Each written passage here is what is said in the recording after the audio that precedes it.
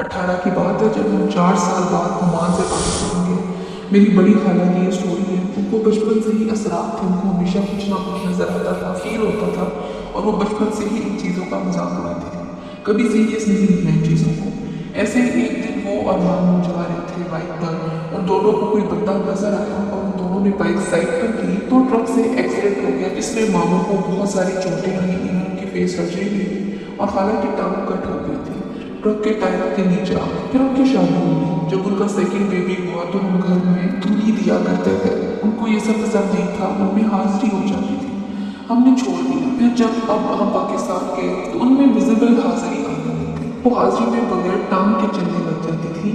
रात को 3 बजे खुद ही विदाउट फेक लेग चली जाती थी कि जैसे उनकी टांग है और उनकी टांग को कुछ हुआ ही ना हो। एक टाइम पर इतना खाना खा जाती थी जो कि एक आम बंदी के लिए आसान नहीं होता था। उनका एक आलिम से इलाज भी हो रहा था।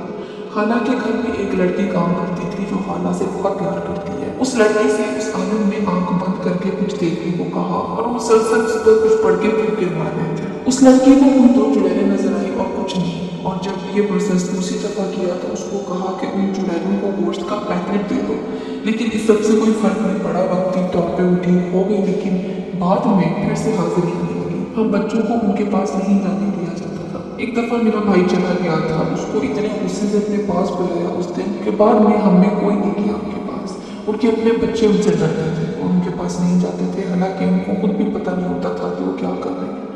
मेरे मामा और छोटी खाला हमेशा उनके पास होती थी और उनका ख्याल रखती थी। एक दफा मेरी खाला ने उनका हाथ पकड़कर उंगली से क्रैक निकाला तो उनके अंदर हाजिरी आ गई और वो मुझसे से बोली कि मेरी उंगली तोड़ दी। छोटी खाला ने बोला मैंने तो बस हाथ पकड़ा है। बड़ी खाला ने उनको गिरबान से पकड़ा और बोला कि मेरी उंगली तोड़ी तूने। मेरे खाला जो कि हाफिज़ कुरान है, वो जब खाला के पास जाते थे तो बार बार सूरह यासीन और सूरह रहमान पढ़ते रहते थे। एक दिन खाला ऐसे ही उठी और कहने लगी अपने हस्बैंड को कि ये मेरा दुश्मन है, इसकी वजह से मेरी जिंदगी बर्बाद हो गई है। और मेरे हस्बैंड का गिरबान पकड़कर झड़कने लगी, तब भी उनके फेक लेग नहीं लगी हुई थी, लेकिन फिर भी वो बगैर फेक लेग के खड़ी हो गई थी। फिर हमने आलम चेंज किया क्योंकि इस वजह से कोई फर्क नहीं पड़ रहा था।